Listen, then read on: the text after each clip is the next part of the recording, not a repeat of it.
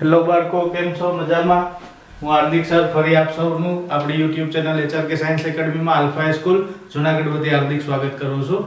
Last લેક્ચરની અંદર આપણે વાત કરી હતી પદાર્થનું ચંદ્ર પર દળ અને એના એ જ પદાર્થનું પૃથ્વી પર દળ, એમાં ગુરુત્વાકર્ષણને લીધે શું ફેરફાર થાય એવી વાત કરી હતી. એમાં છેલ્લે જોયું હતું કે પદાર્થનું ચંદ્ર પર દળ અને પદાર્થનું પૃથ્વી પર દળ બેયમાં ફેરફાર કેટલો હોય તો કે પૃથ્વી પર પદાર્થનું જેટલું વજન હોય, ટૂંકમાં વજન વિશે વાત થઈ હતી કે પદાર્થનું પૃથ્વી પર જેટલું વજન હોય એ પદાર્થને જો ચંદ્ર ઉપર લઈ જવામાં આવે તો પદાર્થના વજનમાં 6 ગણો ઘટાડો થઈ જાય.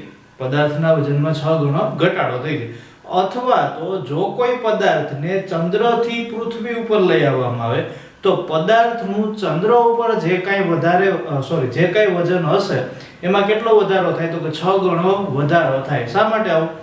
અથવા તો આનો મતલબ શું થાય? મતલબ કંઈક એવો થાય કે ચંદ્ર પર પદાર્થને જે ગુરુત્વાકર્ષણ બળ લાગે છે એના કરતાં પૃથ્વી ઉપર ગુરુત્વાકર્ષણ બળનું મૂલ્ય 6 ગણું વધારે હોવું જોઈએ. આ સીધું દર્શાવ.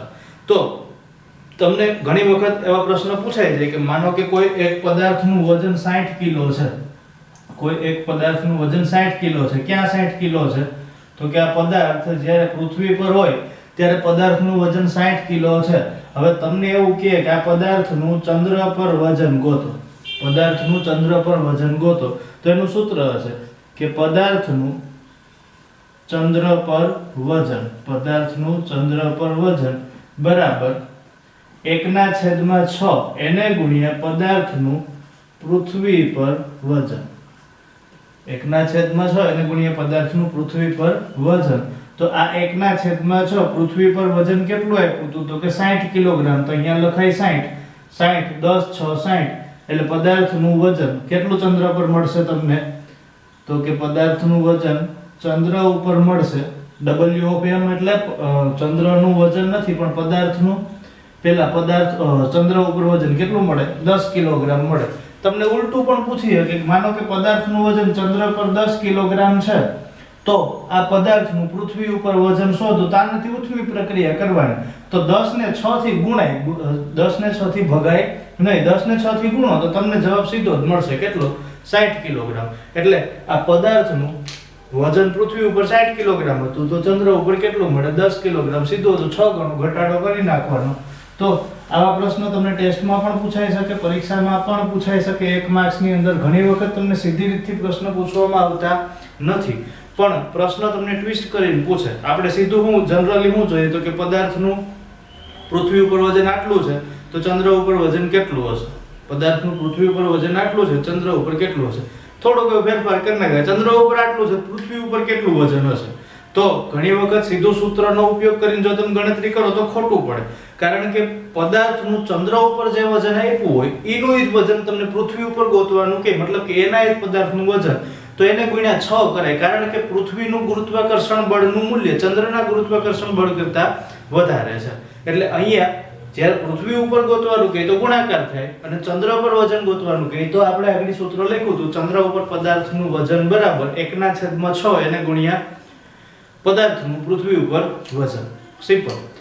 હવે આજનો આપણો ટોપિક છે એક સરસ મજાનો ટોપિક ધક્કો અને દબાણ. જોઈને મજા આવે છે. બાવા ટોપિક આવતા હોય છે ધક્કો અને દબાણ. આ વળી હું આ તો આપણે રોજના ધંધા છે કોકને દેવાના ધક્કા. તો ધક્કો અને દબાણ અત્યાર સુધી આપણે જે ભણ્યા હતા એકબીજાને ઠોહા મારતા હતા એને ધક્કા કીધા. ખરેખર ધક્કો છે એ વૈજ્ઞાનિક રીતે કઈ રીતે વ્યાખ્યાયિત કરવામાં આવે યાદ જોવાનું છે કે ધક્કો એટલે શું અને દબાણ એટલે શું. દબાણ વિશે તો આપણે આગળ પણ ભણ્યા હતા પણ ધક્કા વિશે આ પહેલી વાર નવું નજરાણું જોવા મળ્યું. ભાઈ ધક્કા નામનું પણ ભણવામાં આવે. તો જોઈએ પહેલા ધક્કો કે ધક્કો કોને કહેવાય. ધક્કો એટલે કોઈને બળ આપીને પાડી જ દેવા. આને જ ખાલી ધક્કા કહેવામાં આવતા નથી. આપણે ધક્કા વિશે ભણવાનું પણ આવે. અને ધક્કો છે એ એક વિશિષ્ટ પ્રકારનું બળ છે જે પદાર્થની સપાટીને લંબ રૂપે લાગતું બળ છે. પદાર્થની સપાટી પર લંબ રૂપે લાગતું બળ એને કયા નામથી ઓળખાય? ધક્કાના નામથી ઓળખાય. એટલે ધક્કાની વ્યાખ્યા આપવી હોય તો આમ આપી શકાય પદાર્થની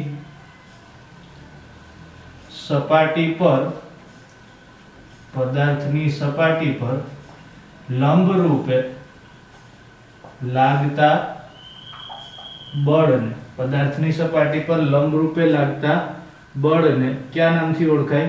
ધક્કો કહેવામાં આવે. આપણે જે ફોકટના ખાઈએ છીએ અહીંથી વાણ અહીંથી અહીં, ઈ નહીં. પદાર્થની સપાટીને લંબરૂપે લાગતા બળને ધક્કો કહેવામાં આવે. ધક્કો છે એક પ્રકારનું બળ છે. ધક્કો છે એવું છે ખરેખર બળ, અને એને વિશિષ્ટ બળ પણ કહેવામાં આવે. ધક્કો એ કેવું બળ છે? વિશિષ્ટ પ્રકારનું બળ છે. આપણે બળના પ્રકારો વિશે વાત થશે અથવા તો થઈ હશે તો ત્યારે ભણશું. આ વિશિષ્ટ પ્રકારનું બળ છે જે સપાટીને કઈ રીતે લાગે? લંબરૂપે. હવે સમજી લેજો, સપાટીને લંબરૂપે. આપણા બોર્ડને એક સપાટી સમજો, બોર્ડને એક સપાટી સમજો. હવે આ મારી હથેળી છે, આ હથેળી દ્વારા હું બોર્ડ ઉપર કઈ બળ લગાડું, જો આ બળ, તો બોર્ડ અને આ હથેળી વચ્ચેનો જે ખૂણો બનશે એ કેવો ખૂણો હશે? 90 ડિગ્રીનો ખૂણો હશે. એટલે આ જે બળ લાગે ને, એટલે આપણે બોર્ડને તોડી નથી નાખવાનું, ખાલી સમજવા માટે. આ જે બળ લાગે છે ને, લંબરૂપે લાગતું બળ. સપાટી કઈ હતી? બોર્ડ. હાથ મારો આ હતો. આ બંને વચ્ચેનો આ જે ખૂણો બનશે આ 90 ડિગ્રીનો હશે. એટલે સપાટી ઉપર લાગતું સપાટી ઉપર લંબરૂપે લાગતું બળ એટલા માટે કહેવામાં આવે કારણ કે જ્યારે કોઈ વ્યક્તિ કોઈ પદાર્થને ધક્કો મારે છે તો હંમેશા ધક્કો 90 અંશના ખૂણે જાય છે, અથવા તો એને જે તે પદાર્થને ધક્કો મારે આ પદાર્થને કેવો હશે? લંબ રૂપે જ હશે. એટલે ખાસ ચોખવટ કરવામાં આવે કે ધક્કો છે એ પદાર્થને લંબ રૂપે લાગતું બળ છે અને વિશિષ્ટ બળ કહેવામાં આવે. ધક્કો બળ હોવાને લીધે આ ધક્કાનો SI એકમ, ધક્કાનો કેવો એકમ? SI એકમ પણ ન્યૂટન જ લેવામાં આવે કારણ કે બળનો સામાન્ય રીતે આપણે એકમ શું લઈએ? ન્યૂટન. બીજું કે ધક્કાની ખાસિયત એ છે કે ધક્કો છે એ સદિશ રાશિ છે. જો ખાસ સાંભળજો, ધક્કો એ કેવી રાશિ છે? સદિશ રાશિ છે. ધક્કો એ સદિશ રાશિ છે. ક્યારે સાંભળ્યું તું ધક્કો આવું કામ કરી જાય? હું કામ સદિશ રાશિ? એક કારણ આપણે શું કીધું? બળ. બળનું સૂત્ર શું હતું? F = m * a. એમાં m છે દળ. આ તો અચળ રાશિ છે, આ સદિશ રાશિ નથી, પણ એમાં પ્રવેગ છે. આ પ્રવેગ છે એ કેવો હતો? તો કે સદિશ હતો. ને એના લીધે આપણે બળને પણ કેવી રાશિ કહેતા હતા? સદિશ. સદિશ રાશિને આપણે આવી રીતે દર્શાવીએ. બળ એની માથે તીર. આ એવું દર્શાવે કે ભાઈ પોતે સદિશ છે. તો પ્રવેગના લીધે બળ છે એ સદિશ રાશિ હતી, અને ધક્કાને જો આપણે બળ કહેતા હોય તો બળ તો સદિશ રાશિ જ હોય, એટલે ધક્કો પણ કેવી રાશિ થશે? સદિશ રાશિ જ થાય. એટલે ધક્કો છે એ કેવી રાશિ છે? સદિશ રાશિ. એટલે આપણે ખાધો ને ખરેખર એ સદિશ ખાઈએ, મતલબ કે કોઈ ચોક્કસ દિશામાં, મતલબ કે આપણે જેને ધક્કો કહીએ અથવા તો જેને પદાર્થની સપાટી પર લંબરૂપે લાગતું બળ કહીએ, આ ધક્કો છે કેવી રાશિ છે? સદિશ રાશિ. અને બીજું, કોઈ પણ પદાર્થ ઉપર જ્યારે ધક્કા નામનું બળ લગાડવામાં આવે તો આ બળનો આધાર અથવા તો ધક્કાનો આધાર કે ધક્કાની અસર કોના ઉપર આધાર રાખે? તો કે જે તે પદાર્થના સપાટીના ક્ષેત્રફળ ઉપર. એટલે ધક્કાની અસરનો આધાર, ધક્કાની અસરનો આધાર કોના ઉપર હોય? તો કે પદાર્થની સપાટીના ક્ષેત્રફળ પર. ધક્કાની અસરનો આધાર તે આમ તો જે તે પદાર્થ પર કે જે તે પદાર્થના સપાટીના ક્ષેત્રફળ પર હોય. કોના ઉપર આધાર રાખે? જે તે પદાર્થની સપાટીના ક્ષેત્રફળ પર હોય. મતલબ એવો થાય કે જેમ ક્ષેત્રફળ વધારે એમ ધક્કાનું મૂલ્ય ઓછું, જેમ ક્ષેત્રફળ ઓછું એમ ધક્કાની અસરકારકતા વધારે. હું કામ એ તમને એક ઉદાહરણ સાથે કહું. માની લ્યો કે આપણી પાસે એક ક્લિપ બોર્ડ છે. ઉદાહરણ તરીકે આપણી પાસે એક ક્લિપ બોર્ડ છે, અથવા તો એને આપણે બીજું નામ આપીએ બુલેટિન બોર્ડ. કેવું બોર્ડ? Bulletin board. અથવા તો હજી એક નામ આપી દો આવું કંઈક, આમાં તમને વધારે સમજાય, નોટિસ બોર્ડ. કેવું બોર્ડ? Notice board. બધાએ જોયું રૂટી ગાદી વાળો હોય, ખબર? એમાં કાગળિયાની ચિઠ્ઠી ચિપકાવેલી હોય, એમાં લખેલું હોય કે વિદ્યાર્થીઓને આ દિવસે રજા રહેશે અને વિદ્યાર્થીને ખૂબ મજા આવી જાય, એવું એક નોટિસ બોર્ડ છે. નોટિસ બોર્ડમાં ચિઠ્ઠી ચિપકાવવા માટે પેલી ક્લિપ મારેલી હોય, પિન, ટાંકણી, બરાબર છે? હવે એમાં કરીએ હું ખરેખર? આપણે શું કરીએ તો કે નોટિસ બોર્ડની અંદર જે ટાંકણી મારેલી છે, આ ટાંકણીને આપણે આ ટાંકણી એના માથા ઉપર બળ આપીએ ને, માથા ઉપર બળ આપો તો શું થાય તો કે ટાંકણી છે એ ક્લિપબોર્ડ ની અંદર ઘૂસી જાય. માથા ઉપર બળ આપો તો ટાંકણી છે એ ક્લિપબોર્ડ ની અંદર ઘૂસી જશે. ખરેખર આપણે શું કર્યું તો કે માથા ઉપર બળ આપ્યું, માથા ઉપર બળ આપ્યું, અસર ક્યાં થઈ તો કે નીચે જે ઓછું ક્ષેત્રફળ ધરાવતી સપાટી, મતલબ કે ટાંકણીની આપણે જેને અણી કહીએ, આ અણી છે શું છે તો કે ઓછું ક્ષેત્રફળ ધરાવતી સપાટી, ઓછું ક્ષેત્રફળ ધરાવતી સપાટી. ટાંકણીનું માથું છે શું છે તો કે વધુ ક્ષેત્રફળ ધરાવતી સપાટી, વધુ ક્ષેત્રફળ ધરાવતી સપાટી. આપણે અહીંયા બળ આપ્યું, આ બળની અસર ક્યાં થઈ તો કે જે બાજુ એક ક્ષેત્રફળ ઓછું હતું ત્યાં, એટલે અણી ઉપર અસર થાય અને ટાંકણી છે બુલેટિન બોર્ડની અંદર આસાનીથી ઘૂસી જાય. મતલબ શું થયું તો કે એવું વિસ્તાર કે જ્યાં વધારે ક્ષેત્રફળ છે, કે જે મથાળાનો વિસ્તાર છે, ત્યાં તમે બળ આપો તો એની અસરકારકતા સીધી ક્યાં જોવા મળે? અણી ઉપર. હવે માની લો કે આની જ પ્રક્રિયા ઊંધી કરો. માની લો કે ટાંકણી છે, માનવાનું છે, ન હોય એવડી, અને કિલો કહેવાય. આ અણીવાળો વિસ્તાર છે મારે બોર્ડની અંદર ચીપકાવો તો હું કરી આ માથાનો ભાગ છે અહીંયા બળ આપી એટલે અંદર ઘૂસી જાય તો કે હા આની જ પ્રક્રિયા ઊંચમી કરું. અણીવાળો ભાગ માનો કે ટાંકણી છે અને અણીવાળો ભાગથી દબાવો તો ધંધે લાગી જાય, લોહીસાણ કરી દે. શું કામ તો કે અણી છે હાથમાં લાગી જાય. એટલે મારો કહેવાનો મતલબ એવો છે કે જો તમે ઓછા ક્ષેત્રફળ ઉપર બળ આપશો તો ધક્કાની અસરકારકતા વધી જશે, અને જો તમે વધુ ક્ષેત્રફળ ઉપર બળ આપશો તો ધક્કાની અસરકારકતા ઘટી જશે. કારણ કે જેમ ક્ષેત્રફળ વધારે એમ જગ્યા મોટી રોકાય, અને જેમ જગ્યા મોટી રોકાય એમ ધક્કાની અસરકારકતા ખૂબ જ ઘટતી જાય, અથવા તો ધક્કાની અસરકારકતા ઓછી થઈ જાય. એનું એક તમને ઉદાહરણ આપું. જો ઉદાહરણ નંબર 2, આ બીજું ઉદુ. માનો કે કોઈ એક વ્યક્તિ છે, કોઈ એક વ્યક્તિ દરિયા કિનારે, રેતી બધાય જોઈએ છે, રેતી ઉપર ચાલે, બરાબર? રેતી ઉપર ચાલતો હોય તો તમને બધાને ખબર છે કે રેતી ઉપર ચાલતા વ્યક્તિના પગ છે રેતીની અંદર ખૂંચી જાય. રેતી ઉપર ચાલતા વ્યક્તિના પગ છે રેતીની અંદર ખૂંચી જાય, બરાબર છે? પણ આ જ વ્યક્તિ થોડીક વાર માટે દરિયા કિનારે ટેલતો હોય તેના પગ અંદર ખૂંચતા જાય છે. આપણે બધાને ખબર છે, બધાય દરિયા કિનારે રખડેલા છીએ, બીચ ઉપર ને ફલાણે ને માલીએ ને ઢીકણે ગયા બધે, તો પગ ખૂંચી જાય. તમે ક્યારે એવું જોયું કે વ્યક્તિ હૂતો હોય ખૂંચી ગયો? હૂતોય ભેગો ખૂંચી ગયો. આપણે હાલતા હોય તો પગ ખૂંચતા જાય, હૂતાય ભેગા રેતીમાં ભફ દઈને ખૂંચી ગયા. આવું ક્યારે થાય? નહીં થાય. શું કામ નહીં થાય? બે કિસ્સાની અંદર પહેલો કિસ્સો જોજો, પહેલો કિસ્સો વ્યક્તિ છે એ રેતી ઉપર ચાલતો હતો, બરાબર? બીજો કિસ્સો એમાં વ્યક્તિ છે એ રેતી ઉપર સૂતો છે. બંને કિસ્સાની અંદર એક ઘટના સમાન છે. અહીંયા જેટલું વજન હતું એટલું જ વજન અહીંયા છે. માનો કે હું રેતી ઉપર ચાલતો, રેતી ઉપર હૂતો, ક્યાંય હૂતો એટલે વજનમાં વધારો થાય, હાલતો એટલે વજનમાં ઘટાડો થાય, એવું ન થાય. ધીસ ઇઝ પૃથ્વી, ગુરુત્વાકર્ષણ બળ બધા માટે સરખું છે, એટલે એવું ક્યારે શક્ય બનશે નહીં. તો બે બાજુએ વજન તો સરખું છે, તેમ છતાંય ધક્કાની અસરકારકતા કેમ જુદી? તો કે અહીંયા જે અસરકારકતા હતી એ માત્ર ને માત્ર ક્યાં આખું દબાણ આવતું હતું અથવા તો આખો ધક્કો લાગતો હતો? પગના તળિયે. તળિયાનું ક્ષેત્રફળ કેવું હતું તો કે તળિયાનું ક્ષેત્રફળ છે એ ઓછું હતું. અહીંયા આખો વજન ક્યાં આવે તો કે સમગ્ર શરીર ઉપર. સમગ્ર શરીર ઉપર આખો વજન આવે, મતલબ કે ક્ષેત્રફળ કેવું થશે તો કે ક્ષેત્રફળ છે એ વધી જશે. જો અહીંયા ક્ષેત્રફળ ઓછું છે એટલે ધક્કો કેવો લાગે તો કે ધક્કો વધુ લાગે. અહીંયા ક્ષેત્રફળ ઓછું છે તેથી ધક્કો કેવો લાગે તો કે ધક્કો ઓછો, ધક્કો ઓછો લાગે, કારણ કે ક્ષેત્રફળ વધારે. ભાઈ ચંતો પાઠ હૂતો હતો એટલે ધક્કાનું મૂલ્ય ઓછા લાગશે ખરો. વ્યક્તિના મતલબ કે રેતી ઉપર સૂતો હોય તો થોડો કેવો હોય ખૂંચે, પણ જેટલો ચાલીને ખૂંચે એટલો હૂતે હૂતે ખૂંચતો નથી. શું કામ આવું થાય તો કે એક જગ્યાએ ક્ષેત્રફળ ઓછું છે અને બીજી જગ્યાએ ક્ષેત્રફળ વધારે છે. આનો મતલબ એવો થાય કે ધક્કાની અસરકારકતા કોના ઉપર આધાર રાખે તો કે સપાટીના, અથવા તો એવું કહી શકીએ કે સંપર્ક સપાટીના ક્ષેત્રફળ પર. કોની ઉપર આધાર રાખે? સંપર્ક સપાટીના ક્ષેત્રફળ આધાર રાખે. ક્ષેત્રફળ પર આધાર રાખે. કોણ?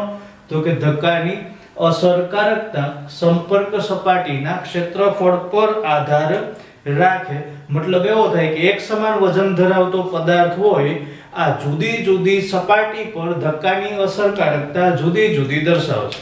બરાબર. તો આ ધક્કો હતો ખૂબ જ સરસ મજાનો અને સહેલો ટોપિક. બીજો આપણો ટોપિક હતો, એને આપણે નામ આપ્યું હતું દબાણ. પિતૃભાષા મતલબ કે અંગ્રેજીમાં આ દબાણને કહેવામાં આવે પ્રેશર. પિતૃભાષામાં કયા નામથી ઓળખાય? પ્રેશરના નામથી ઓળખાય. દબાણ એટલે શું? તો કે પદાર્થની સપાટી પર એકમ ક્ષેત્રફળ દીઠ લાગતું બળ, અથવા તો પદાર્થની સપાટી પર એકમ ક્ષેત્રફળ દીઠ સપાટીને લંબ રૂપે લાગતું બળ કે ધક્કો, એને કયા નામથી ઓળખાય? દબાણના નામથી ઓળખાય.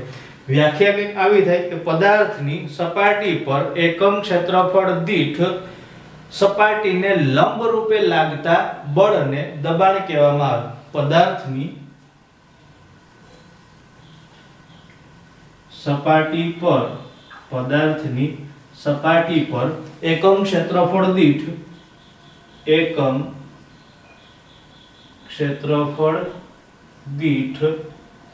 સપાટીને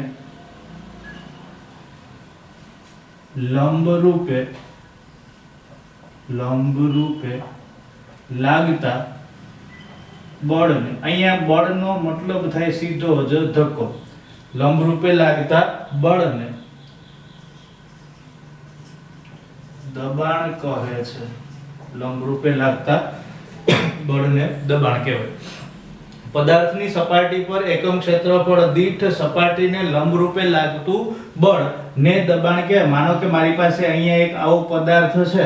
આ પદાર્થનું એકમ ક્ષેત્રફળ દીઠ ભાગ, મતલબ કે આ આખા જે હું ચોકઠા દોરું છું અને હું એક એકમ કહું, આને હું શું કહીશ? એક એકમ. હવે હું આખી સપાટી ઉપર જે બળ લગાડું એમાંથી આના ઉપર જે કંઈ બળ લાગે ને આટલા ભાગ ઉપર, એને એક એકમ જેટલું, અથવા તો એને આપણે દબાણના નામથી ઓળખીએ. એટલે એક એકમ ક્ષેત્રફળ દીઠ લાગતું બળ, જેને કહેવામાં આવે દબાણ. એને કયા નામથી ઓળખાય? દબાણ. આના ઉપરથી તમને દબાણનું સૂત્ર પણ મળે. દબાણને અંગ્રેજી ભાષામાં કહેવામાં આવે P.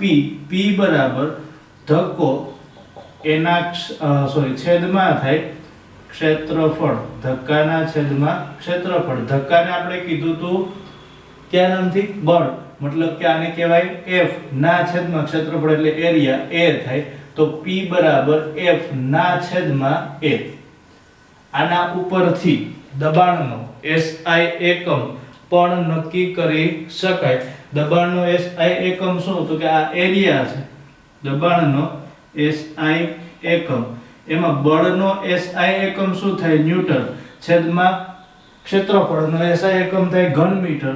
તો મીટરનો ઘન, અથવા તો તમે આમ પણ લખી શકો newton into metre inverse cube. અને દબાણનો SI એકમ કહેવામાં આવે. બીજું, દબાણ છે અદિશ રાશિ છે. દબાણ છે શું છે? તો કે અદિશ રાશિ છે. આ સદિશ રાશિ નથી. જ્યારે ધક્કો છે એ કેવી રાશિ હતી? સદિશ રાશિ. હવે દબાણ છે એનો SI એકમ હજી એક પણ છે. આ newton into metre inverse cube ને બદલે બીજો એક એકમ લખવામાં આવે. એકમનું નામ છે પાસ્કલ. આ પાસ્કલ નામના વૈજ્ઞાનિકની યાદમાં એકમ લેવામાં આવે. એટલે દબાણનો એકમ થાય પાસ્કલ, અને પાસ્કલની સંજ્ઞા છે PA. એટલે ન્યૂટન મીટર ઇન્વર્સ ક્યુબ કયો કે પાસ્કલ કયો, બે એક જ ગણાય. બે કેવું ગણાય? એક જ ગણાય. એટલે એક પાસ્કલ નો મતલબ શું થાય? એક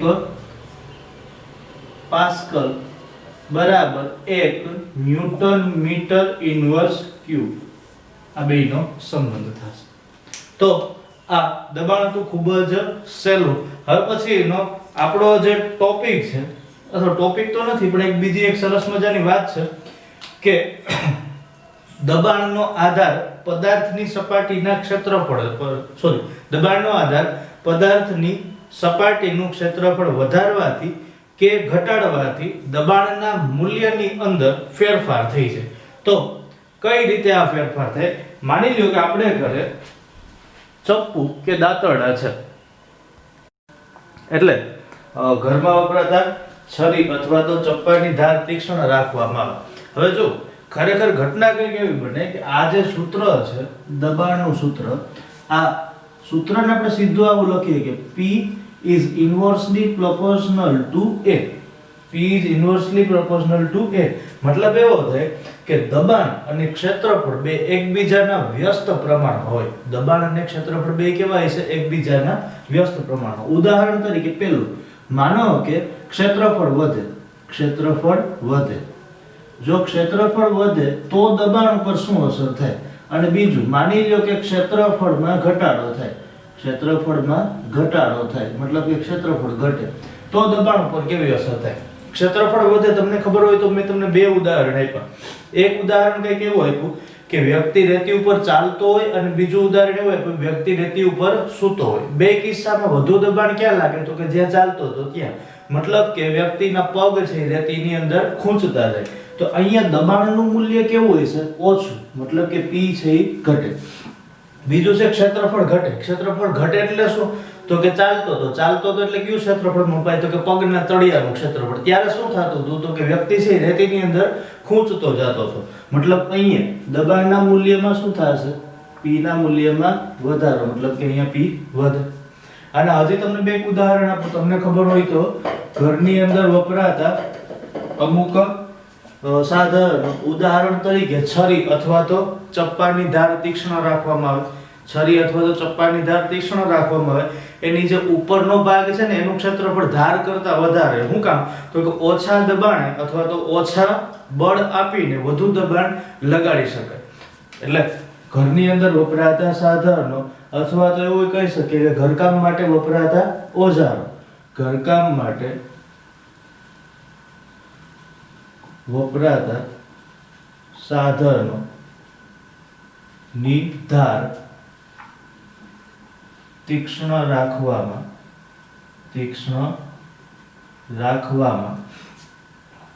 આવે છે. ઉદાહરણ તરીકે છરી અથવા તો ચપ્પા. આની પાછળનું કારણ શું? તો કે ધાર તીક્ષ્ણ હોય તો તમારે બળ ઓછું આપવું પડે અને વધુ દબાણ લગાડી શકાય. બળ ઓછું આપવું પડે અને દબાણ કેવું લગાડી શકાય? વધારે. હજી તમને એક ઉદાહરણ આપું, બીજું ઉદાહરણ. તો બે આપણે વાત થઈ હતી ઓલી બુલેટિન બોર્ડ વાળી. તો એમાં હતા ટાંકણી અને ખીલી. ટાંકણી અને ખીલી. આ ટાંકણી અને ખીલીની એક ખાસિયત હતી કે મથાળાનો ભાગ છે અથવા તો માથાનો ભાગ છે, આ માથાનો ભાગ ચપટો રાખવામાં આવે. માથાનો ભાગ કેવો રાખવામાં આવે? ચપટો. અને નીચેનો ભાગ છે એ અણીદાર રાખવામાં આવે. નીચેનો ભાગ કેવો રાખવામાં આવે? અણીદાર. હવે તમે શું કરશો? તો કે માથાના ભાગ ઉપર વજન આપો તો આ વજન સીધું કોના ઉપર કામ કરે? તો કે અણીદાર ભાગ ઉપર કામ કરશે. મતલબ એવો થાય કે ઓછા ક્ષેત્રફળ ધરાવતા વિસ્તાર ઉપર અસર થાય. કેવા વિસ્તાર ઉપર અસર થશે? ઓછું ક્ષેત્રફળ ધરાવતા વિસ્તાર પર. અને ઓછું ક્ષેત્રફળ ધરાવતા વિસ્તાર ઉપર તમે ઓછું બળ લગાડો તો પણ દબાણ કેવું હશે? તો કે વધુ દબાણ ઉત્પન્ન થાય. ઓછા ક્ષેત્રફળ ધરાવતા વિસ્તાર ઉપર વધુ દબાણ ઉત્પન્ન થાય. આના ઉપરથી આપણે સીધું કહી શકીએ કે દબાણને અને ક્ષેત્રફળને કેવો સંબંધ? તો કે છત્રીના આંકડા જેવો સંબંધ. આમાં વધારો થાય તો ક્ષેત્રફળમાં ઘટાડો થાય, ક્ષેત્રફળમાં વધારો થાય તો દબાણમાં ઘટાડો થાય. એટલે બે એકબીજાના વ્યસ્ત પ્રમાણમાં હોય. બીજું, ઘણી વખત તમને ખબર હોય તો આ દબાણનો ક્ષેત્રફળનો ઉલટો ઉપયોગ કરવામાં આવે. અહીંયા આપણે વાત કરી કે ભાઈ ક્ષેત્રફળ વધારે છે, ક્ષેત્રફળ ઓછું છે એટલે દબાણ વધારે. ઘણી વખત ક્ષેત્રફળ છે વધારે રાખવામાં આવે. ઘણી વખત ક્ષેત્રફળ છે વધારે રાખવામાં આવે જેથી કરીને દબાણ કેવું આવે? ઓછું. ઉદાહરણ તરીકે બહુમાળી મકાન હોય. કેવું મકાન? બહુમાળી મકાન. તો બહુમાળી મકાનના પાયા કોઈ દી અણીદાર ન રખાય, નહીતર જાય હેઠું ભફ દઈને. એટલે બહુમાળી મકાનના પાયા છે, આ બહુમાળી મકાનના પાયા કેવા રાખવામાં આવે? તો કે આના પાયા છે પહોળા રાખવામાં આવે. અથવા તો તમને ખબર હોય તો હાલની અંદર જે લેટેસ્ટ ટેકનોલોજી વપરાય છે કે જેમાં તળિયા ઉપર બીમ ભરવામાં આવે. તો આ બીમ છે એકદમ પહોળા હોય. બીમ કહેવાય છે પહોળા, જેથી કરીને શું થાય? તો કે બહુમાળી મકાન છે એનો આખો વજન છે એ પાયા ઉપર હોય અને પાયા ઉપર વજન હોય, જો નીચે ક્ષેત્રફળ ઓછું હોય તો મકાન ધરાશયી થઈ જાય. આ ન થાય એટલા માટે જ આના પાયા છે કેવા રાખવામાં આવે, પહોળા રાખવામાં આવે. બીજું તમને ખબર હોય તો ડેમ બધાએ જોયો હોય છે, તો ડેમ છે આ ડેમના પાયા પણ નીચે એકદમ પહોળા હોય. ડેમના પાયા નીચે કેવા જોવા મળે, પાયા પહોળા જોવા મળે. શું કામ આવું, તો કે નીચે વધુ દબાણ આવે નહીં. ક્ષેત્રફળ વધી જાય તો દબાણ છે વિભાજિત થઈ જાય, દબાણ છે ડિસ્ટ્રીબ્યુટ થઈ જાય આખા પાયા ઉપર અને પાયાને બહુ જાજી અસર થતી નથી. તમે જો તો ડેમનો આકાર કંઈક આ પ્રકારે જ હોય, નીચે તરફ પહોળો અને ઉપર તરફ સાંકડો. તો આની પાછળનું કારણ કે દબાણ કેવું થાય, ઓછું થઈ જાય અથવા તો દબાણ છે એ હળવું થઈ જાય. એટલે પાયા કેવા રાખવામાં આવે, એકદમ પહોળા રાખવામાં આવે. હજી એક ઉદાહરણ તમને કહું તો સર્કસનો કલાકાર, ખબર બધા સર્કસ તો જોયા હશે, એમાં ઘણી વખત આપણે જોયા છાતી ઉપર પાટિયા મૂકીને એની ઉપરથી ગાડી ફેરવે. છાતી ઉપર પાટિયું મૂકીને એની ઉપર ગાડી ફેરવે. ઘણી વખત તો કોઈ પ્રાણી ચલાવી દેતો હોય છાતી ઉપરથી. પણ આનો એક સામાન્ય નિયમ છે, પ્રાણી ચાલે કે ગાડી કાઢે કે જે કંઈ કરે, છાતી ઉપર પાટિયું રાખે. એટલે ભાઈ આનું કારણ શું પાટિયું રાખવાનું, ખરેખર છાતી એટલી બધી આપણી મજબૂત હોય તો એમને ફેરવી દેવી છે. ખરેખર એ પહેલી વસ્તુ તો કે મજબૂત હોય તો જ આ કામ થઈ શકે, નહીં તો થાય એની પાટિયા નોખા થઈ જાય. પાટિયું રાખવા પાછળનું એક કારણ તમે જોજો, છાતી ઉપર રાખેલું પાટિયું છે ને છાતી કરતા સહેજ પોળું હશે. છાતી કરતા કેવું હોય છે, પોળું. એટલે શું થાય તો કે જ્યારે કોઈ વાહન પસાર કરે છાતી ઉપરથી અથવા તો કોઈ પ્રાણીનો પગ પડે તો દબાણ છે માત્ર છાતી ઉપર નથી આવતું, પણ આખા પાટિયા ઉપર આવે. એટલે દબાણ માટેનો વિસ્તાર છે જે પાયો છે કેવો થઈ જશે, મોટો થઈ જાય. અને જેમ ક્ષેત્રફળ મોટું થઈ જાય એમ દબાણના મૂલ્યમાં શું થાય, ઘટાડો થઈ જાય. ઘટાડો થાય કહેવાનો મતલબ એવો છે કે જે છાતી ઉપર જે દબાણ પડવું જોઈએ એ દબાણ પડશે નહીં, એની બદલે આખું દબાણ ક્યાં વિભાજિત થઈ જશે, પાટિયા ઉપર. એટલે પેલા વ્યક્તિને વધુ દબાણની અસર થાય નહીં, એટલા માટે જ આ વ્યક્તિ પાટિયું રાખે. નહીતર જો સીધો છાતી ઉપર પગ મુકાવે તો ઘટના એવી બને કે વ્યક્તિની છાતી વાળો ભાગ છે એમાં પગનું જે ક્ષેત્રફળ છે એટલા ભાગ ઉપર જ દબાણ કરશે અને એટલા ભાગ ઉપર દબાણ કરે તો વ્યક્તિના મૃત્યુ થવાની સંભાવના રહે. કેમ કે એવડું વજનદાર પ્રાણી હોય અને જો છાતી ઉપર પગ મૂકે તો છાતીના હાડકાં તૂટી શકે. એટલા માટે પાટિયું રાખવામાં આવે. હજી તમને એક વધુ ઉદાહરણ આપું તો વધુ ઉદાહરણમાં કંઈક એવું છે, પાયા પોળા રાખવા જોઈએ. બીજું છે આ છાતીના પાટિયા છાતી પર પાટિયું રાખવામાં આવે. તો આ બધી ઘટનાઓ છે. આ સિવાયની તમને એક ઘટના કહું તો સેનાની ટેન્ક હોય, જો યાદ હોય તો સેનાની ટેન્ક હોય, એને આપણે તોપના નામથી ઓળખીએ, સેનાની ટેન્ક. આનું આખું કામ કોના ઉપર હાલતું હોય તો કે ટેન્કમાં રહેલી ચેઇન ઉપર. નીચે જે ઓલી ફરતી હોય ને ચેન, ટેન્ક હકાવવા માટે એકદમ સ્પીડથી હાંકતા હોય, એકદમ સ્પીડથી 10-20 કે 25 સ્પીડ હોય. આ ચેઇન છે, આ ચેઇનનું ક્ષેત્રફળ વધારે રાખવામાં આવે અથવા તો ચેઇન છે વધુ પડતી પહોળી રાખવામાં આવે. ચેઇન વધુ પડતી પહોળી રાખવા પાછળનું કારણ શું બળકો, એકમાત્ર કારણ કે જેટલી ચેઇન પહોળી એટલું ટેન્કનું વજન દ્વારા જે દબાણ ઉત્પન્ન થાય ઓછું. કારણ કે ટેન્કનું વજન લગભગ આટલું હોય, 1000 કિલોગ્રામથી પણ વધારે, મતલબ 1 ટનથી પણ વધારેની ટેન્ક હોય. તો આ 1000 કિલોગ્રામ 1000 કિલોગ્રામ વજન ધરાવતી ટેન્ક જો પાતળી ચેન રાખવામાં આવે તો ઘણી વખત થાય એવું કે ચેનને કાં તો તોડી નાખે અથવા તો વજન વધુ હોવાને લીધે આ ચેન છે એટલી સ્પીડથી ગતિ કરી શકશે ને અથવા તો જમીનની અંદર ખૂંચી પણ જઈ શકે. એટલે આ ચેન છે ને પોળી રાખવામાં આવે. આપણે જે વાત કરીએ છીએ આ આખી વાત થાય ઘન પદાર્થોની, આખી વાત છે નહીં થાય ઘન પદાર્થોની. હવે આપણે નાનકડી એવી વાત કરીએ ને આ વાત છે તરલમાં દબાણની. શેની વાત કરશું, તરલમાં દબાણ. અત્યાર સુધી આપણે જ્યાં દબાણની વાત કરી હતી આ બધાય ઘન પદાર્થો હતા. તરલ એટલે શું તો કે તરલનો મતલબ થાય જે વહી શકે, જે વહી શકે તેને તરલ પદાર્થ કહેવાય. જે વહી શકે તેને તરલ પદાર્થ કહે છે. ટૂંકમાં એવા પદાર્થો કે જેનું વહન થઈ શકે એને તરલ પદાર્થો કહેવાય. ઉદાહરણ તરીકે બે પદાર્થો, એક છે પ્રવાહી પદાર્થો અને બીજા છે વાયુ પદાર્થો. આ બેયને કેવા પદાર્થો કહેવામાં આવે, તરલ. આ બેયને કેવા પદાર્થો કહેવાય, તરલ પદાર્થો, કારણ કે બંનેનું વહન થાય એટલે આ બેયને તરલ પદાર્થો કહેવાય. હવે તરલ છે એ કઈ રીતે દબાણ લગાડે? જો બીજું કે તરલ પણ દબાણ ઉત્પન્ન કરે, તરલ પણ દબાણ ઉત્પન્ન કરે. પ્રશ્ન એ છે કે તરલ કઈ રીતે દબાણ ઉત્પન્ન કરે, અથવા તો તરલમાં દબાણ કઈ રીતે ઉત્પન્ન થાય. જેવી રીતે ઘન પદાર્થો દબાણ ઉત્પન્ન કરે એવી જ રીતે તરલમાં પણ દબાણ ઉત્પન્ન, કેમ કે બધાયના પોતપોતાના અલગ અલગ લક્ષણો હોય બાળકો. અને આ તરલના લક્ષણો છે કે ઘન પદાર્થને ચોખ્ખું કીધું કે તમે જો દબાણ ઉત્પન્ન કરી શકતા હોય તો અમે તમારાથી હવાયા છે, હવાયું દબાણ ઉત્પન્ન કરી. કઈ રીતે તમને કહું. માનો કે આપણી પાસે એક નાનકડું એવું બીકર છે, આ છે ને, જો છે તો કે આની અંદર મેં ઘન પદાર્થ રાખ્યો. ઉદાહરણ તરીકે એક આવો ચોરસ પદાર્થ સરસ મજાનો રાખી દીધો. હાલો રાખ્યો તો કે આ રાખ્યો. આ પદાર્થ ક્યાં દબાણ ઉત્પન્ન કરશે? તો કે આ જે સપાટીના સંપર્કમાં છે તો નીચેની સપાટી ઉપર જ દબાણ ઉત્પન્ન કરશે. ક્યાં દબાણ ઉત્પન્ન કરશે? નીચેની સપાટી ઉપર. બીજે ક્યાંય દબાણ ઉત્પન્ન કરશે નહીં. હવે આ પદાર્થ છે આ દિવાલના સંપર્કમાં નથી તો આને કાંઈ લેવા દેવા નથી. આ પદાર્થ આ દિવાલના સંપર્કમાં નથી તો આને પણ કાંઈ લેવા દેવા નથી. એટલે ઘન પદાર્થો છે એ માત્ર ને માત્ર જે સપાટીના સંપર્કમાં હોય એ સપાટી પર જ દબાણ ઉત્પન્ન કરે. અથવા તો સીધું કહી શકીએ કે ઘન પદાર્થો છે એ તળિયા ઉપર દબાણ ઉત્પન્ન કરે. ક્યાં ઉપર દબાણ ઉત્પન્ન કરશે? તળિયા ઉપર. પણ માની લો કે આની અંદર પ્રવાહી ભરી દઉં તો, ઉદાહરણ તરીકે પાણી, જો તો ભર્યું. હવે આ શું કરશે? તળિયા ઉપર તો દબાણ ઉત્પન્ન કરે, સાથે સાથે પાત્રની દિવાલ ઉપર પણ દબાણ ઉત્પન્ન કરે.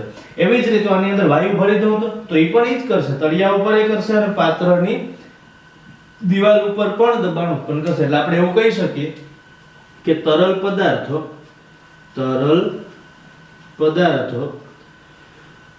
આમ તો તરલ પદાર્થો પાત્રના તળિયાની સાથે પાત્રની દિવાલ પર પણ દબાણ ઉત્પન્ન કરે. ટૂંકમાં બંને બાજુએ ઢોલકી વગાડવાના ધંધા કરે. જ્યારે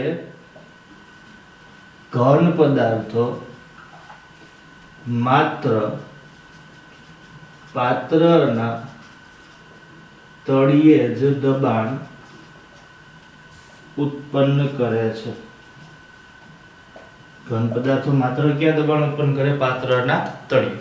તો આ તરલમાં દબાણની વાત હતી. ટૂંકમાં ઘન પદાર્થો છે એ એવા પદાર્થો છે કે જેનું વહન થઈ શકે નહીં. એટલે આવા પદાર્થો છે જે સપાટીના સંપર્કમાં હોય આ સપાટી ઉપર જ દબાણ ઉત્પન્ન કરે.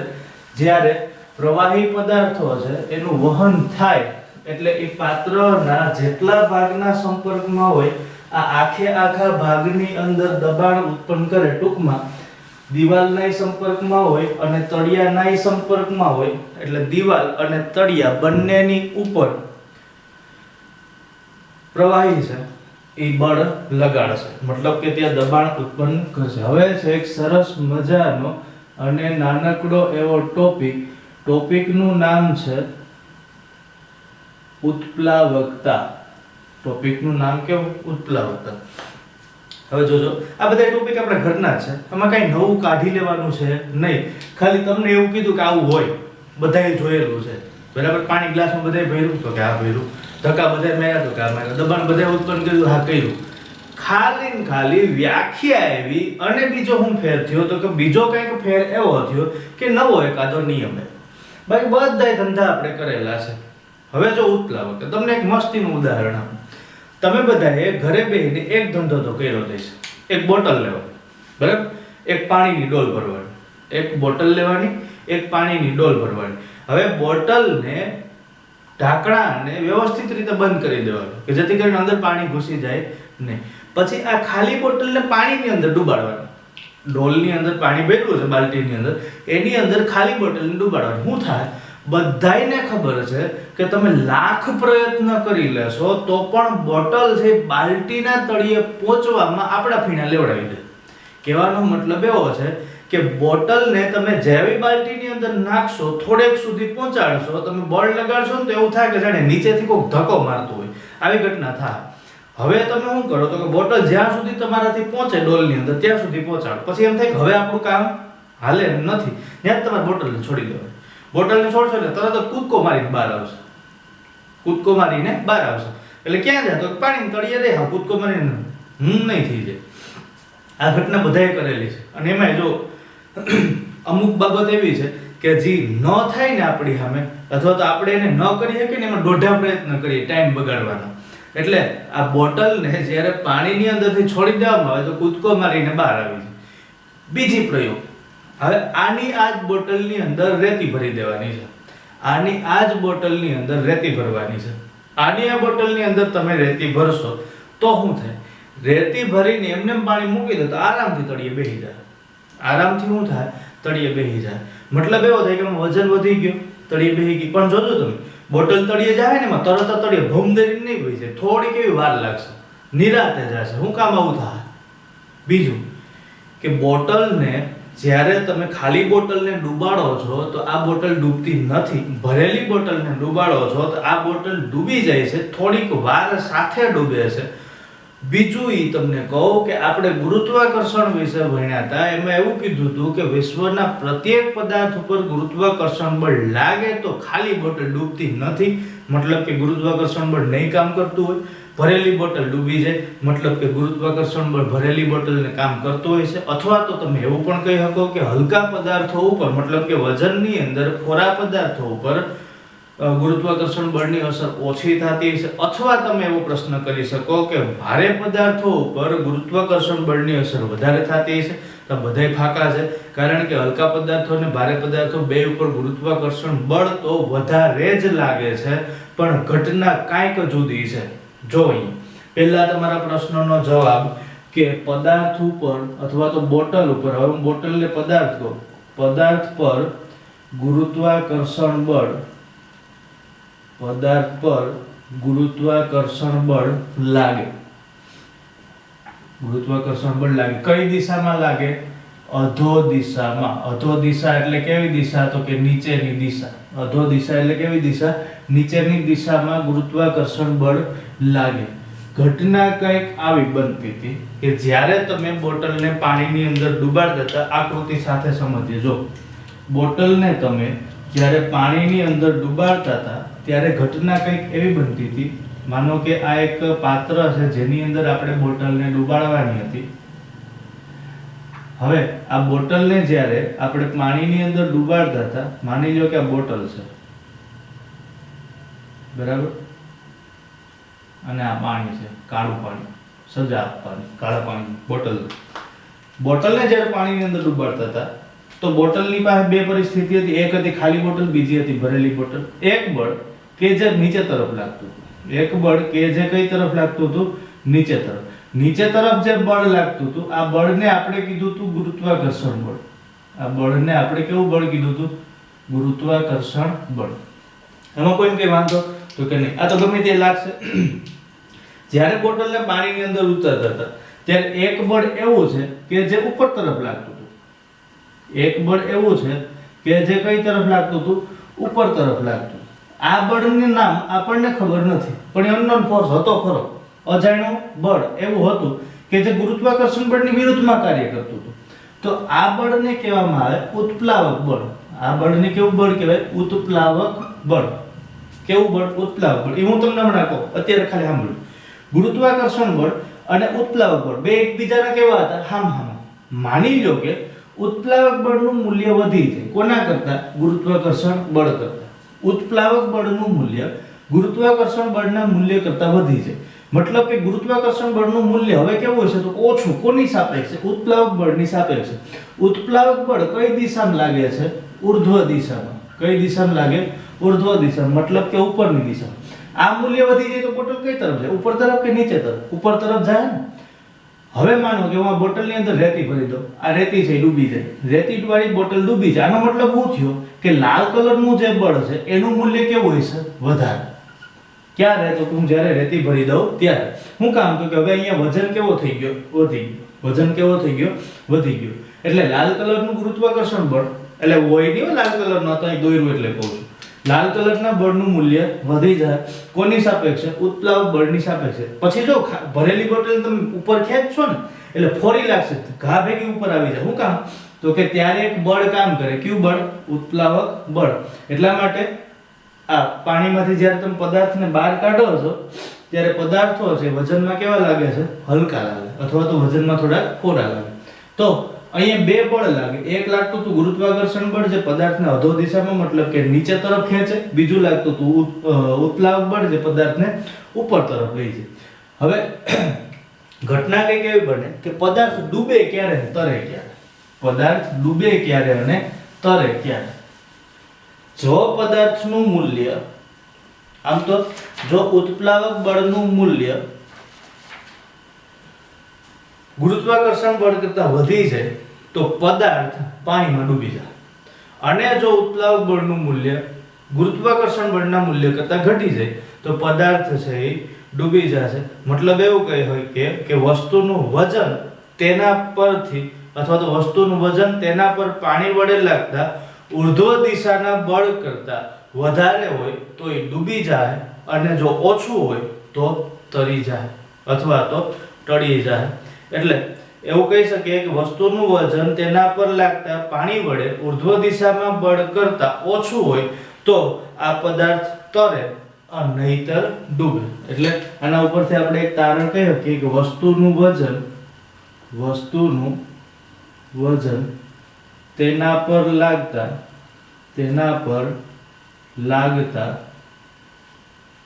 ઉર્ધ્વ દિશાના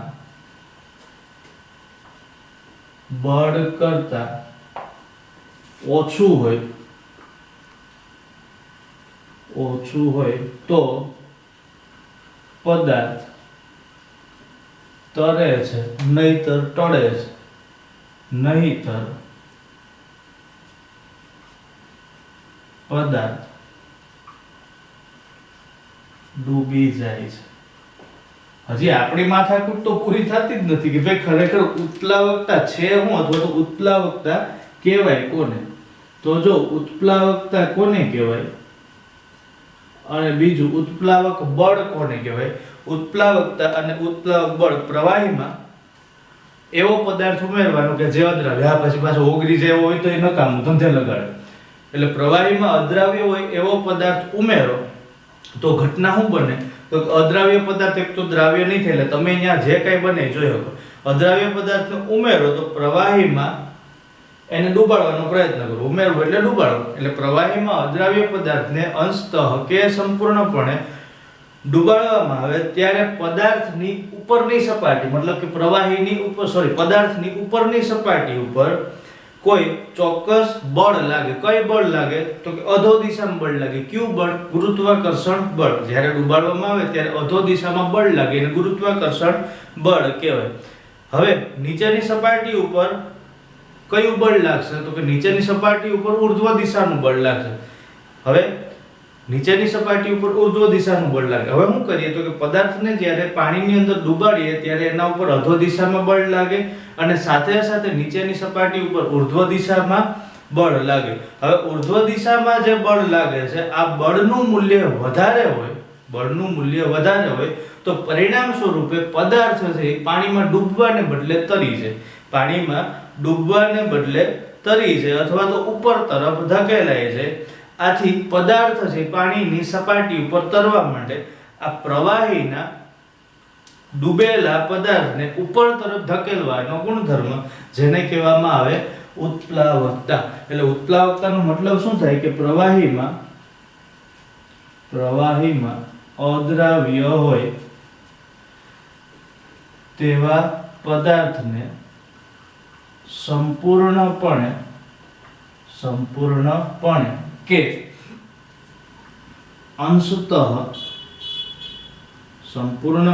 કે અંશતઃ ડૂબાડવામાં આવે ત્યારે તેની સપાટી પર અધો દિશામાં લાગતા બળ કરતા અધો દિશામાં લાગતા બળ કરતા ઉર્ધ્વ દિશામાં લાગતું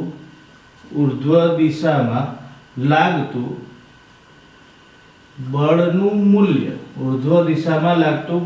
મૂલ્ય વધુ હોવાથી પદાર્થનું શું થાય તો ઉપર તરફ ધક્કો લાગે, વધુ હોવાથી પદાર્થને ઉપર તરફ ધકેલાય છે, પદાર્થ ઉપર તરફ ધકેલાય છે. પરિણામ સ્વરૂપે પદાર્થ ડૂબવાને બદલે તરે છે. પરિણામ સ્વરૂપે પદાર્થ ડૂબવાને બદલે તરે છે. પ્રવાહીના ડૂબેલા પદાર્થને બહાર તરફ ધકેલવાના ગુણધર્મને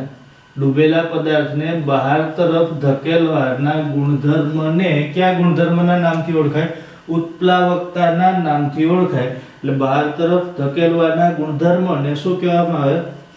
ઉત્પ્લાવકતા કહે છે. હવે આપણે બીજું જોવાનું હતું, ઉત્પ્લાવક બળ એટલે શું? તો ઉત્પ્લાવક બળ એટલે શું? તો કે નીચેથી કઈ તરફ લાગતું બળ? ઉપર તરફ લાગતું બળ એને ઉત્પ્લાવક બળ કહેવાય. પ્રવાહીમાં મૂકેલા પદાર્થ પર પ્રવાહી દ્વારા ઉર્ધ્વ દિશામાં લાગતું બળ એને કયા નામથી ઓળખાય?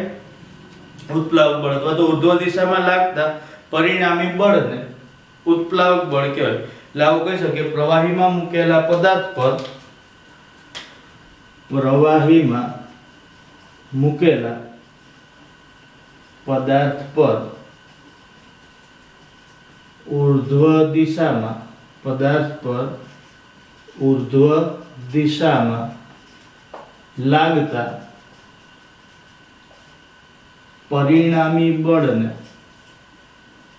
ઉર્ધ્વ દિશામાં લાગતા પરિણામી બળને કયું બળ કહેવામાં આવે?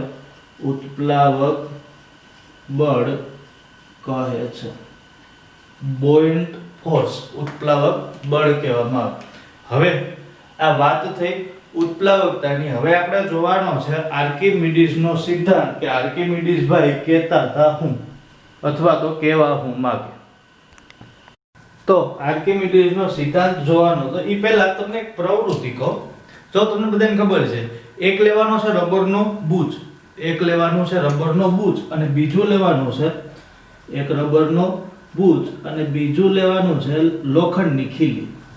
ખીલીને તમે બધાય પાણીમાં નાખી છે, તો કે આ નાખી. રબરના બૂચને પાણીમાં નાખી, હાવ સીધું કો બોટલનું ઢાંકણું એ તો બધાય નાખ્યું જ છે, તો કે હા. બેયને પાણીમાં નાખો તો શું થાય? તો કે ખીલી છે એ ડૂબી જાય, અને બોટલનું ઢાંકણું છે એ ડૂબતું નથી, પણ એનું શું થાય? તો કે એ ઢાંકણું છે એ તરે. શું કામ? તો કે અહીંયા ફેર છે ઘનતાનો. ખીલીની ઘનતા બોટલના ઢાંકણાની ઘનતા કરતા વધારે છે. સાથે સાથે બેયને આપણે પાણીમાં ઉમેરીએ તો આવું કહી શકાય કે ખીલીની ઘનતા પાણીની ઘનતા કરતા વધુ હોવાને લીધે ખીલી છે પાણીમાં ડૂબી જાય, જ્યારે રબરના બૂચની ઘનતા પાણીની ઘનતા કરતા ઓછી હોવાને લીધે રબર છે પાણીમાં ડૂબતું નથી. અથવા તો આપણે સીધું સ્ટેટમેન્ટ આપી શકીએ કે જો પદાર્થની ઘનતા પાણીની ઘનતા કરતા વધારે હોય તો પદાર્થ પાણીમાં ડૂબે, અને જો પદાર્થની ઘનતા પાણીની ઘનતા કરતા ઓછી હોય તો પદાર્થ છે પાણીમાં તરે. એટલે આવું કહી શકીએ, જો આપેલ પદાર્થની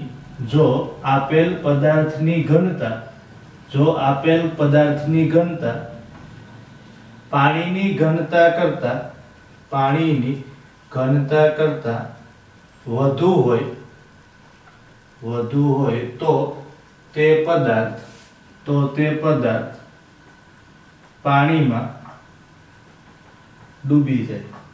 પદાર્થ પાણીમાં ડૂબી જાય. અને જો ઘનતા પાણી કરતા ઓછી હોય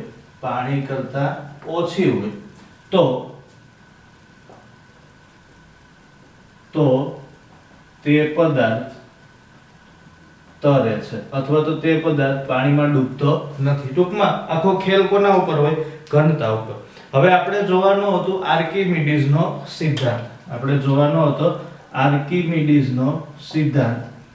તો આર્કિમિડીઝ કહેતો હતો હું તો કે એણે એક સરસ મજાનો પ્રયોગ કર્યો. આર્કિમિડીઝે આ સિદ્ધાંત સમજાવવા માટે એક સરસ મજાનો પ્રયોગ કર્યો. પ્રયોગ કંઈક આવો કર્યો કે એણે એક દોરી લીધી અને દોરી સાથે પથ્થરને બાંધ્યો. એક દોરી લીધી અને દોરી સાથે પથ્થરને બાંધી દીધો. બરાબર? આ એક પથ્થર છે. થોડોક ઝૂમ કરીને બતાવો. હવે એણે દોરીને પહેલા તો દોરીની આખી લંબાઈ માપી લીધી.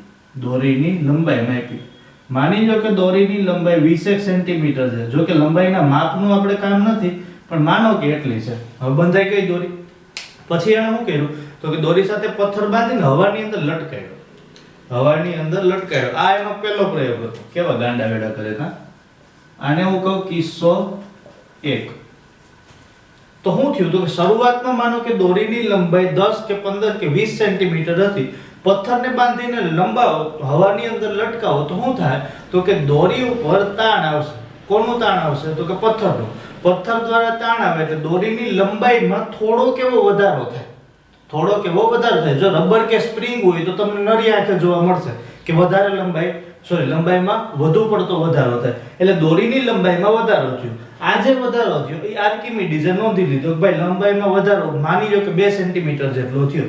પછી શું કર્યું તો કે આને આ પથ્થરને આને આ દોરી એને લઈ ગયો ક્યાં તો કે પાણી ભરેલા પાત્ર પાસે. મતલબ કે માની લો કે આ બીજો કિસ્સો એને એવો નોંધ્યો કે આ પાણી ભરેલું પાત્ર હતું. પાણી ભરેલા પાત્રની અંદર આ જ પથ્થરને એને ડૂબાડ્યો. આ કાળા કલરનું પાણી, આપણે સારું પાણી બધું કાળા કલરના જ દોરીએ કા.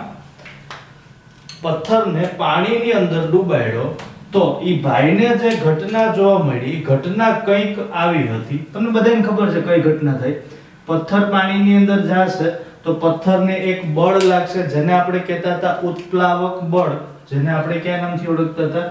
ઉત્પ્લાવક બળ. અને ઉત્પ્લાવક બળને લીધે પથ્થરના વજનમાં થોડોક ફેરફાર થઈ જશે. શું ફેરફાર થાય તો કે પથ્થરનું વજન ઓછું હોય એવું લાગશે, કારણ કે અહીંયા નીચે તરફથી એક બળ લાગશે જેને આપણે ઉત્પ્લાવક બળ કહીએ. આ એને કીધો તો કિસ્સા નંબર 2. અહીંયા આ કિસ્સાની અંદર એને શું જોવા મળ્યું તો કે અહીંયા જે તાણને લીધે દોરીની લંબાઈમાં વધારો થયો તો એ વધારો જ્યારે હું પાણીની અંદર પથ્થરને ડૂબાડું છું ત્યારે આ વધારામાં ઘટાડો થાય. મતલબ કે દોરીની લંબાઈમાં ઘટાડો થશે. શું કામ તો કે પાણી દ્વારા પથ્થરને એક બળ લાગે જેને કહેવામાં આવે ઉત્પ્લાવક બળ. જેને કયા નામથી ઓળખાય? ઉત્પ્લાવક બળ કહેવાય. અને આ બળના લીધે દોરીની લંબાઈમાં ઘટાડો થતો જાય. એટલે એણે જે ઘટના નોંધી હતી, ઘટના આવી હતી કે કિસ્સા નંબર 1 ની અંદર શું થયું તો કે કિસ્સા 1 ની અંદર દોરીની લંબાઈમાં વધારો. કિસ્સા 1 માં શું જોવા મળ્યું? દોરીની લંબાઈમાં વધારો. હવે આને કીધો તો કિસ્સો 2. તો કિસ્સા 2 ની અંદર અથવા તો બીજી ઘટનાની અંદર આ ભાઈ શું જોયું તો કે દોરીની લંબાઈમાં ઘટાડો, અથવા તો એવું કહી શકીએ કે દોરીની લંબાઈમાં વધારામાં થતો ઘટાડો. શું કામ આવું થયું તો કે આવું થવા પાછળનું એક કારણ કે પાણી દ્વારા અથવા તો પ્રવાહી દ્વારા ઉર્ધ્વ દિશામાં કોઈક બળ લાગે. અને આ બળને આપણે કયા નામથી ઓળખતા હતા? ઉત્પ્લાવક બળ. જે બળ લાગે છે બળને કયા નામથી ઓળખાય? ઉત્પ્લાવક બળના નામથી ઓળખાય. હવે પથ્થરને તમે જ્યારે સંપૂર્ણપણે આની અંદર સંપૂર્ણપણે પાણીની અંદર ડૂબાડી દો, મતલબ કે આ પથ્થરને તમે તળિયે પહોંચાડી દો, પછી દોરીની લંબાઈમાં કોઈ ફેરફાર થશે નહીં. પથ્થરને જ્યારે તળિયે અડાડી દો પછીથી દોરીની લંબાઈમાં કોઈ ફેરફાર નહીં થાય. એની જે મૂળ લંબાઈ હતી એ મૂળ લંબાઈ જ રહેશે. એટલે એવું કહી શકીએ કે પથ્થરને સંપૂર્ણપણે ડૂબાડીએ ત્યારે સંપૂર્ણપણે ડૂબાડવામાં આવે પછી લંબાઈમાં કોઈ ફેરફાર થતો નથી. એટલે લંબાઈમાં ફેરફાર થશે નહીં, ફેરફાર નહીં જોવાનો. ક્યારે તો કે જ્યારે પથ્થરને સંપૂર્ણપણે પાણીની અંદર ડુબાડવામાં આવે ત્યારે લંબાઈમાં કોઈ ફેરફાર જોવા મળશે નહીં. તો આ ત્રણેય ઘટનાઓ બને. આના ઉપરથી આર્કિમિડીઝે નક્કી કર્યું કે જ્યારે પથ્થરને અથવા તો કોઈ પદાર્થને પાણીની અંદર ડુબાડવામાં આવે ત્યારે ઘટના કંઈક એવી બને કે પદાર્થ ઉપર પ્રવાહી દ્વારા કોઈ ચોક્કસ બળ લાગે. આ બળ કેટલું હશે? તો કે બળ કેટલું હશે? તો કે પાણીમાં આ પથ્થરે આટલી જગ્યા રોકી, તો કે હા રોકી. આટલી જગ્યામાં હવે પાણી હશે તો નહીં હોય, તો કોણ હશે? તો પથ્થર હશે. એટલે આટલા ભાગનું પાણીનું પથ્થરે વિસ્થાપન કર્યું કે અહીંથી પાણી માર્યું તો હાલે નીકળો, આપણે આવી ગયા ઘન પદાર્થ. એટલે આ પથ્થરે જેટલી જગ્યા રોકી એટલા પાણીનું વિસ્થાપન થાય, એટલા પાણીનું વિસ્થાપન થાય. અને જેટલા પાણીનું વિસ્થાપન થાય એટલું જ એના ઉપર બળ લાગે, કેમ કે જવા માટે જગ્યા કરવી પડે, સામેથી પાણી ધક્કો મારે. એટલે અહીંયા જે બળ લાગે છે આ બળનું મૂલ્ય કેટલું હોય? તો કે વિસ્થાપિત કરેલા પ્રવાહીના કદ જેટલું. વિસ્થાપિત કરેલા પ્રવાહીના કદ જેટલું. એના ઉપરથી આર્કિમિડીઝે એક સિદ્ધાંત આપ્યો. અને સિદ્ધાંત કંઈક એવો હતો કે પ્રવાહીને પદાર્થને જો પ્રવાહીની અંદર ડુબાડવામાં આવે તો એના ઉપર લાગતું બળ કેટલું હોય? તો કે એને વિસ્થાપિત કરેલા પ્રવાહીના કદ જેટલું. અને બીજું એ હતું કે પથ્થર સંપૂર્ણપણે ડૂબે ત્યારે એની લંબાઈમાં કોઈ ઝાઝો ફેરફાર થતો નથી, અથવા તો પથ્થર જ્યારે ડૂબે છે ત્યારે વજનમાં હલકો લાગે. આ હલકો લાગવા પાછળનું કારણ કયું બળ? તો કે હલકો લાગવા પાછળનું કારણ એક જ બળ, અને આ બળને કહેવામાં આવે ઉત્પ્લાવક બળ. બળને કયા નામથી ઓળખાય? ઉત્પ્લાવક બળ. એટલે આર્કિમિડીઝનો જે સિદ્ધાંત હતો અથવા તો આર્કિમિડીઝે જે કંઈ સિદ્ધાંત આપ્યો હતો, આ સિદ્ધાંત કંઈક આવો હતો કે જ્યારે પદાર્થને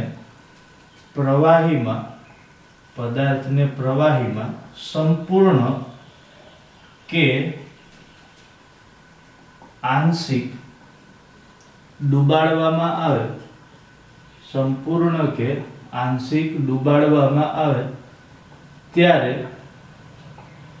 તેના પર, જ્યારે પ્રવાહીને સંપૂર્ણ કે આંશિક ડુબાડવામાં આવે ત્યારે તેના પર લાગતું પ્રવાહીનું ઉત્પ્લાવક બળ, ત્યારે તેના પર લાગતું પ્રવાહીનું ઉત્પ્લાવક બળ પદાર્થ દ્વારા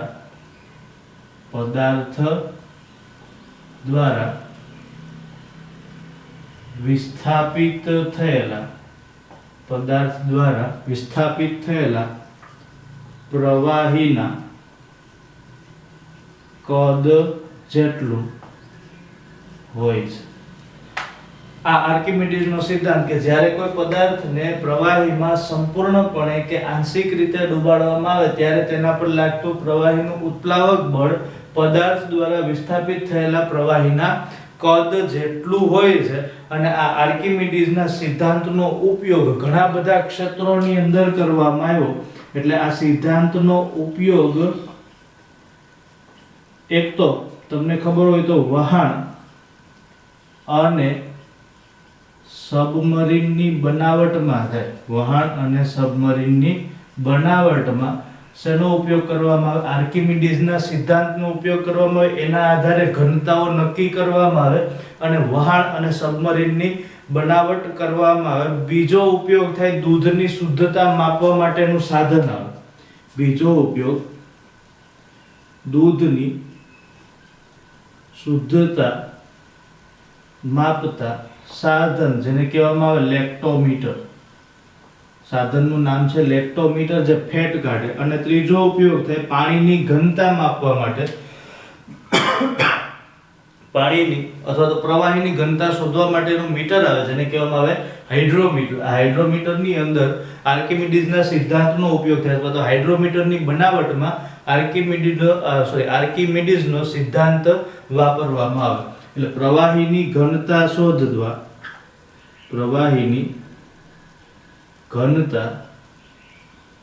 શોધવા માટે ના સાધન નું નામ છે કેવું? હાઇડ્રોમીટરની બનાવટમાં. હાઇડ્રોમીટરની બનાવટનો. શેનો ઉપયોગ થાય? આર્કિમિડીઝના સિદ્ધાંતનો.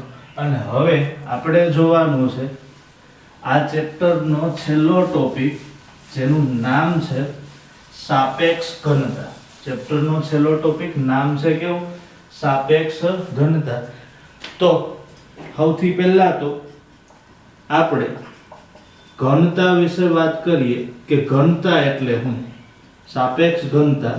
પણ આપણે સૌથી પહેલા તો ઘનતા વિશે વાત કરીએ કે ઘનતા કહેવાય કોને. જો ઘનતા આપણે પહેલા ચેપ્ટરની અંદર ભણી ગયા હતા કે પ્રવાહીના દળ અને કદનો ગુણોત્તર. વળી પાછું રિપીટ થાય છે. પ્રવાહીના દળ અને કદના ગુણોત્તરને કયા નામથી ઓળખાય? ઘનતાના નામથી ઓળખાય. પ્રવાહીના દળ અને કદના ગુણોત્તરને ઘનતા કહેવામાં આવે. સોરી, પ્રવાહી નહીં પણ પદાર્થ. એટલે ઘનતા એટલે શું? તો કે પદાર્થના દળ અને કદના ગુણોત્તરને ઘનતા કહેવાય. બીજું, ઘનતાનું સૂત્ર પણ તમને ખબર છે, ઘનતા બરાબર દળના છેદમાં કદ. આના ઉપરથી આપણે સૂત્ર બનાવીએ કે m ના છેદમાં v. આના ઉપરથી ઘનતાનો SI એકમ પણ આપણે કહીએ કે દળનો SI એકમ થાય કિલોગ્રામ, કદનો SI એકમ થાય ઘન મીટર.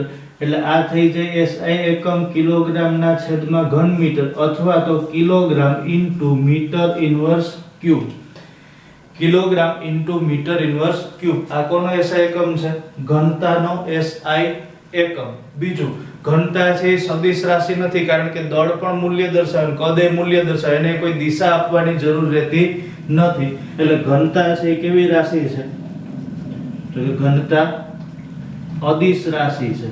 ઘનતા અદિશ રાશિ છે, આ સદિશ રાશિ છે નહીં. બીજું છે વિશિષ્ટ પરિસ્થિતિમાં પદાર્થની ઘનતા ક્યારેય બદલાતી નથી. એટલે આવું કહી શકીએ કે વિશિષ્ટ પરિસ્થિતિમાં ઘનતામાં ફેરફાર ન થાય. ઘનતામાં ફેરફાર ન થાય. એટલા માટે ઘનતાને પદાર્થનો લાક્ષણિક ગુણધર્મ કહેવાય. ઘનતાને પદાર્થનો લાક્ષણિક ગુણધર્મ કહેવાય. કોઈ પણ સંજોગોમાં પદાર્થની ઘનતામાં કોઈ ફેરફાર થશે નહીં. પછી પદાર્થને કાપો, તોડો, એને અડધો કરો, પણ ઘનતા તો એની એ જ રહે. એટલે ઘનતામાં કોઈ ફેરફાર થાય નહીં. જો સમજો, લોખંડની એક ખીલી છે, બરાબર? ખીલીને પાણીમાં નાખો, ડૂબી જશે તો કે ખીલીના નાના નાના નાના ટુકડા કરી નાખો, પછી એમાંથી એક ટુકડું ઉઠાવીને પાણીમાં નાખો, તો તરે નહીં તરે, ડૂબી જ જાય. શું કામ? તો કે આખે આખા પદાર્થની ઘનતા કેવી છે? એક જ છે. સોરી, આખે આખા પદાર્થની ઘનતા એક સમાન છે, એક નથી. એક તો પાણીની ઘનતા. મતલબ એવો થાય કે પદાર્થને તોડી નાખો કે ભૂકો કરી નાખો, એની ઘનતામાં કોઈ ફેરફાર થશે નહીં, એ એમની એમ જ રહેશે. અને બધાય દ્રવ્યોની ઘનતા છે લગભગ જુદી જુદી હોય. એટલે અલગ અલગ દ્રવ્યોની ઘનતા અલગ અલગ હોય. ઉદાહરણ તરીકે પાણીની ઘનતા. પાણીની ઘનતા કેટલી? તો કે પાણીની ઘનતા છે 1 કિલોગ્રામ મીટર ઇન્વર્સ ક્યુબ. પાણીની ઘનતા 1 કિલોગ્રામ મીટર ઇન્વર્સ ક્યુબ. આનો મતલબ શું થાય? તો કે 1 ઘન મીટર ક્ષેત્રફળ ધરાવતા વિસ્તારમાં, 1 ઘન મીટર ક્ષેત્રફળ ધરાવતા વિસ્તારમાં, અથવા તો 1 ઘન મીટર ક્ષેત્રફળમાં પાણી કેટલું હશે? તો કે 1 ઘન મીટરમાં 1000 કિલોગ્રામ જેટલું પાણી હશે. તો આને શું કહેવાય? પાણીની ઘનતાને 1 કિલોગ્રામ ઇન્ટુ ઘન મીટર. એટલે 1 ઘન મીટર ક્ષેત્રફળની અંદર 1000 કિલોગ્રામ જેટલું પાણી હોઈ શકે. હવે આટલા જ વિસ્તારમાં બીજા પદાર્થનું કદ વધારે હોય શકે. આટલા જ વિસ્તારમાં બીજા પદાર્થનું કદ વધારે હોય, જ્યારે પાણીનું કદ કેટલું છે? 1000 કિલોગ્રામ. એટલે દરેકે દરેક પદાર્થની ઘનતા કેવી હશે? જુદી જુદી. તો સોનાની ઘનતા છે સોનાની ઘનતા 19.3 kilogram into metre inverse cube. મતલબ એવો થાય કે 1 ઘન મીટર જેટલા વિસ્તારની અંદર સોનું કેટલું સમાઈ શકે? તો કે સોનું કેટલું સમાઈ શકે?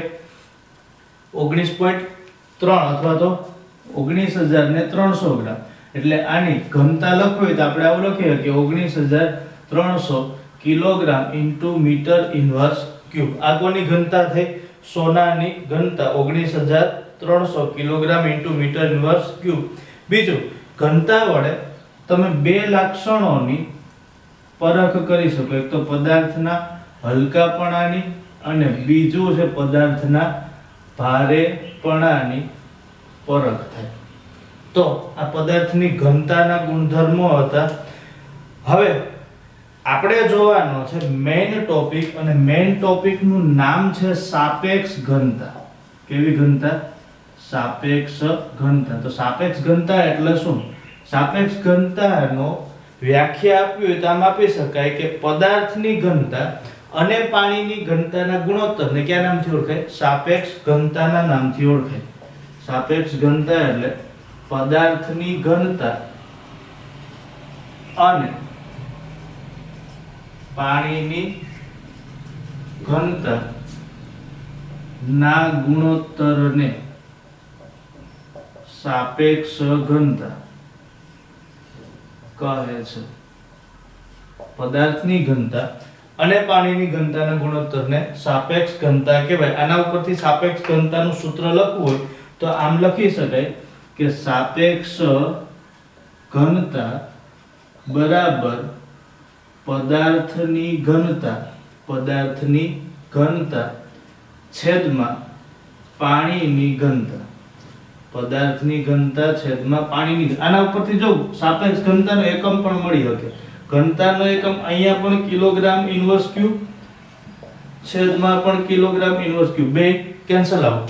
એટલે સાપેક્ષ ઘનતા છે કેવી રાશિ છે? એકમ રહિત રાશિ. સાપેક્ષ ઘનતા કેવી રાશિ છે? એકમ રહિત રાશિ. હવે માનો કે કોઈ એક પદાર્થની સાપેક્ષ ઘનતા આપણે શોધવી. ઉદાહરણ તરીકે સોનાની સાપેક્ષ ઘનતા. કોની સાપેક્ષ ઘનતા? સોનાની સાપેક્ષ ઘનતા. સોનાની સાપેક્ષ ઘનતા શોધવી હોય તો શું કરે? તો કે સોનું આપણા માટે અત્યારે પદાર્થ છે, એની ઘનતા છે 19300 ગ્રામ, છેદમાં પાણીની ઘનતા છે 1000, 2 મીંડી જાય તો 193/10. તો સોનાની સાપેક્ષ ઘનતા શું મળે? 19.3. આ કોની સાપેક્ષ ઘનતા મળે? સોનાની સાપેક્ષ ઘનતા. મતલબ શું થાય કે પાણીની સાપેક્ષ ઘનતા 1, સોનાની સાપેક્ષ ઘનતા 19.3. તો સોનું છે પાણીમાં ડૂબે તરે તો સીધી વસ્તુ છે કે સોનાની ઘનતા પાણીની ઘનતા કરતા વધુ હોવાને લીધે સોનું પાણીમાં ડૂબી છે. અથવા તો તમે એમ કહી શકો કે જેટલા કદનું પાણી છે એટલા જ કદના સોનાની ઘનતા કેટલી? તો કે 19.3. આનો મતલબ શું થાય? તો કે એક સમાન કદ ધરાવતા પાણી અને સોનામાં સોનું છે એ પાણી કરતા 19.3 ગણું ભારે છે. કેટલું હશે? 19.3 ગણું ભારે. એક સમાન કદનું સોનું અને પાણી ભેગું કરો તો સોનું પાણી કરતા 19.3 ગણું ભારે થાય. સોનું પાણી કરતા 19.3 ગણું ભારે થાય. અને સીધું કહી શકાય કે જે પદાર્થની ઘનતા પાણીની ઘનતા કરતા વધારે હોય, મતલબ કે 1 કરતા વધારે હોય, પદાર્થ પાણીમાં ડૂબી જાય, અને જેની ઘનતા પાણીની ઘનતા કરતા મતલબ કે 1 કરતા ઓછી હોય, પદાર્થ પાણીમાં તરી જાય. અને આપણે પણ તરી ગયા. ચેપ્ટરની થિયરી પૂરી થાય. નેક્સ્ટ લેક્ચરની અંદર દાખલાઓ સાથે ફરી પાછા મળશું. Thank you very much. જય હિન્દ.